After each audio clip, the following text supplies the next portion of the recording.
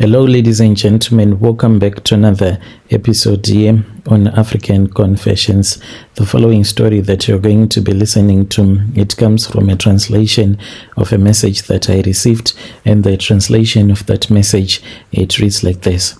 Hello Brother Nanshi, how are you? Can you please post my own story as hidden identity? I am a woman that is from Zim. I am currently staying here in Harare, in Mufakos, in a location that is called Mufakos. But the story that I want to share with you, it happened when I was still back in South Africa, when I used to hustle. Me and my South African and Nigerian friends, we used to hustle, and by hustling I mean that we used to rob blessers that we would have met at different clubs. But I just want to send a warning to other slay queens.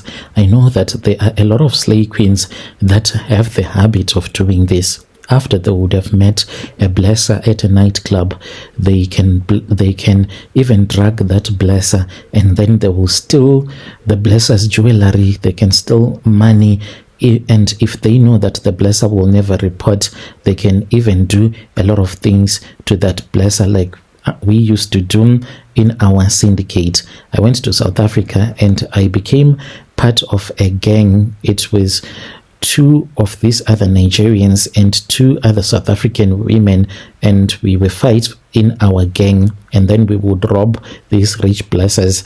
But one night, Brother Nanshi, what happened was that I went home with this other Xhosa man. He took me to his house, and then this man, he forced me to breastfeed his snake, for he already knew that this was what we had planned from the moment that met at that club. He knew that we did not have good intentions with him.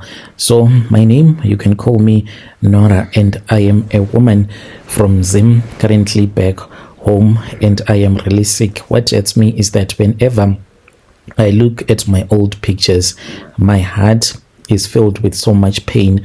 I used to be so beautiful and I used to have good curves, looking very great, but after I developed cancer, I lost weight. No matter how hard I have tried to regain weight, I really can't get my good body shape that I was born with anymore, and it is all because of that blessing. It happened in 2015 and I left South Africa in 2016.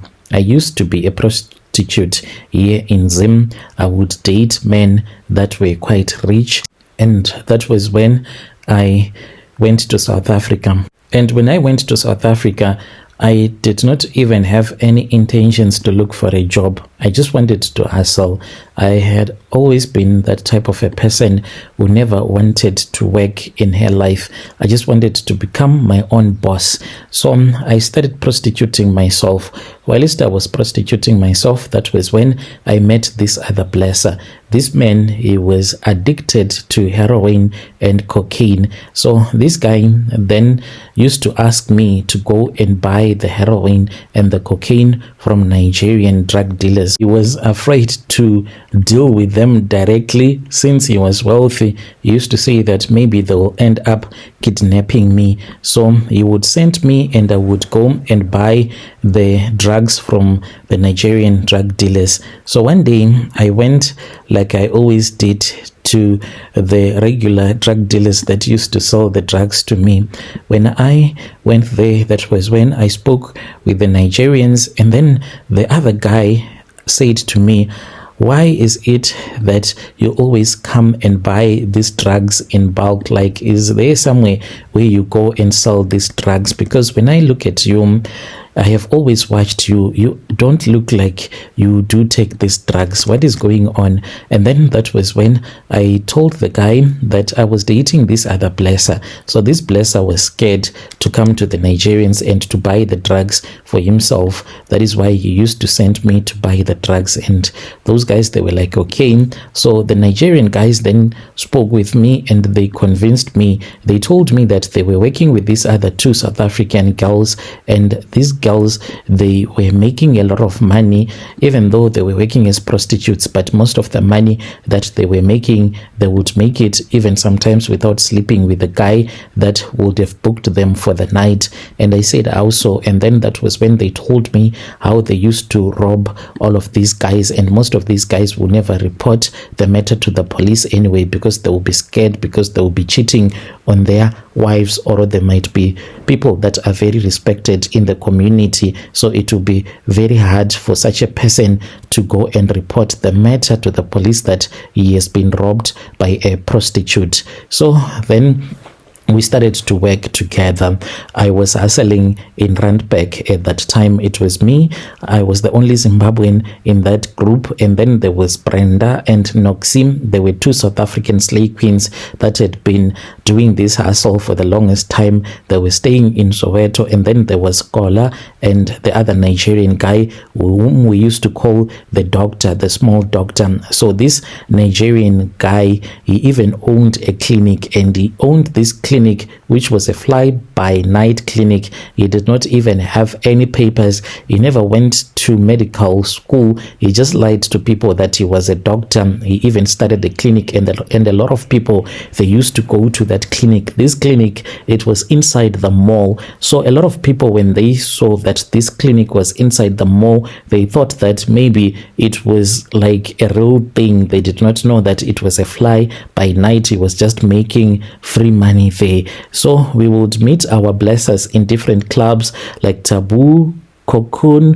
Muluko, and we would go even to taverns, some shady taverns, even in Midrand. And our job was that we would move around the club looking for men that were lonely and rich. And those Nigerian guys, they always had a way to make sure that they find for us blessers that were lonely, blessers that we could use and steal money from them, and they will never even report the matter. So you would be looking sweet and flirting really hard, and let that guy take you to his place, get him drunk. Most of these guys, when they would see me and those two South African women, when we would tell them that we are even cool, even if the guy wants the three of us at the same time, we can give it to him at no extra charge at all. So most of these guys will be like, wow, 3 women at the same time, this is like wonderful. So then the guy will take us to his place, and then we would put some drugs into his alcohol, make him to drink, and within a very short period of time, we would have drugged him. We would steal phones. And most of the rich people, what they do, like when they want to save their money, they buy jewelry so that later on they can sell that jewelry at a higher price. So we would look for the jewelry in that house, and we would steal your Rolex watches, expensive watches that we would give to the Nigerians. And these Nigerians, they used to sell this jewelry and the Rolex watches to Indians here in Joburg, and we would take bank cards, credit cards, and cash as well. So when we would have made sure that we have drugged the guy and we have seen where the money is, we would call Kola and the doctor. They would come with guns and stage a fake robbery. So most of these blessers, they never reported, because they would be cheating on their wives or doing dark things, yet they are people that are respected in the community, so they will be ashamed to go and report. So when this happened, it was in October of 2015 when I met this, was a man whom I'll call Mr. Zondo. This man, he was a very rich guy. We met him at a VIP place in Rossbank, but this guy, to our surprise, when we invited him to our table, we wanted to chow his money. He bought alcohol for us, but he did not touch any alcohol, even though he was buying some for us. So I was busy seducing him whilst I was sitting on his lap. We were chopping off his money. Then that was when he told me that he wanted me that night, and I was like, you know, I have my own friends here with me. How about we go together and we have a foursome? We are going to give you a great experience tonight like no other woman has ever given it to you. So then that was when he said all of his life he had slept with South African women. He just wanted to taste a foreign woman for once. That was when he said, no, we were going together, but we were going to leave my other girls behind. So I was like, it is cool.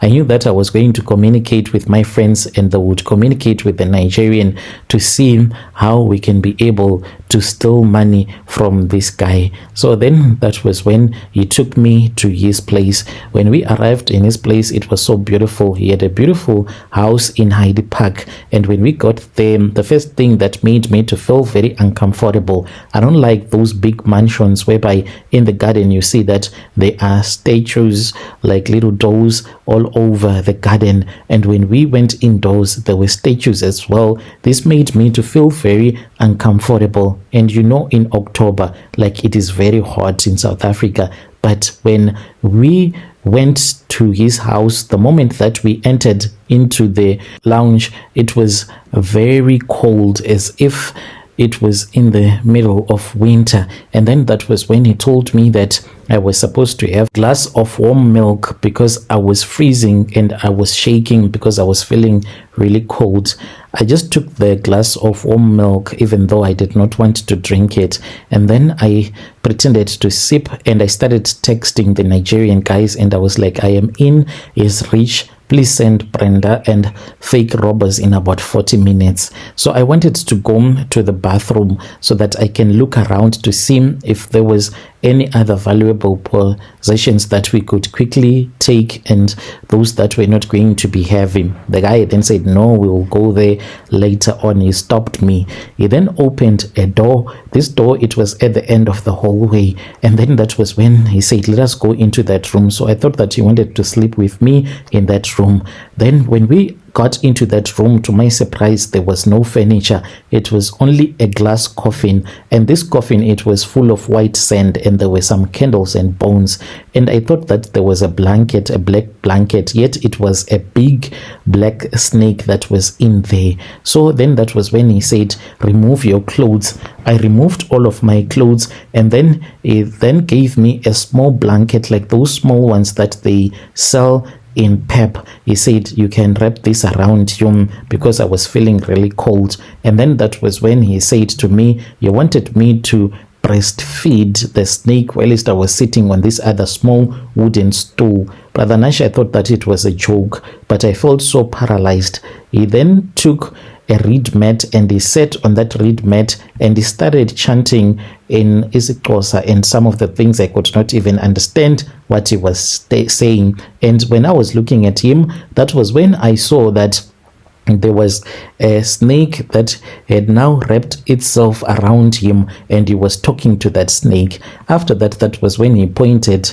to where I was seated. I wanted to run away, but I was so paralyzed I was unable to move. So then that was when the snake started moving towards me. It came to where I was, and then this snake started to breastfeed on me, and the guy was like, you need to take out your breast so that it can be easy for the snake to breastfeed from you. I then took out my breast and I started to feed this snake as if it was my little baby. I did this, Brother Nash, even though I did not want to do it, but I was scared, and this guy was forcing me spiritually to do things that I did not even want to do. So I started breastfeeding this snake from somewhere around past 12 in the middle of the night until it was 5 a.m. in the morning. I sat there breastfeeding this snake. And when I woke up, to my surprise, I was at this other taxi rank, and I really do not know how I had gotten there. This was somewhere around past 5 when I found myself in town. I was at the taxi rank. How he had known that this was where he was supposed to drop me, I really do not know, because I did not even tell him where I stayed. So then I returned back to where I was staying, and I spoke with the crew about everything that happened. They laughed at me and they thought that maybe it was a joke. They honestly thought that maybe what had happened was that I had stolen money from this guy, and since they knew that I was a foreigner who did not have a bank account, they thought that maybe I was hiding the money somewhere. So one day they just came to my room and they said that they wanted to search, and they did not find anything. By March 2016, Brenda was dead. She was found hanging in her apartment. She had committed suicide, and as for Noxie, she just disappeared. No one knows where she is up to this very day. Kola was arrested since he was a drug dealer. He was caught whilst he was busy dealing, and as for Doctor, he fled. I heard that he fled to Cape Town, but when he was staying in Cape Town, that was when he was shot by this other colored man who was trying to rob him of his car. So this colored guy, when he shot Doctor, the Nigerian man, the bullet went through his spine and he was paralyzed. I heard that he was using a wheelchair from the last that I had, and I tried to hustle. I was now into selling wigs in an area that is called Yeovil until I got money, and I was so sick and I decided to return back to Zim. When I got back home, I got chemo and I lost my breasts, I lost my hair, and I lost my good body shape. To this very day, even though I survived, but my heart is in pain. I can't even get the men that I used to get so easily when I used to have my good body shape. But my warning to other slay queens, I know that a lot of you will do that. You love to do that. It is the same thing that I used to do when I was still okay, to rob the men that would have booked you for the night, thinking that it is a great hustle. But one day you are going to steal from someone who is a ritualist, and that person is going to do bad things to you, like what happened to me and my friends. Dear listeners, right there was a message that was sent to me by one of our sister right there. Strange things indeed, they do happen in this world. Let us try to talk about this in the comment section.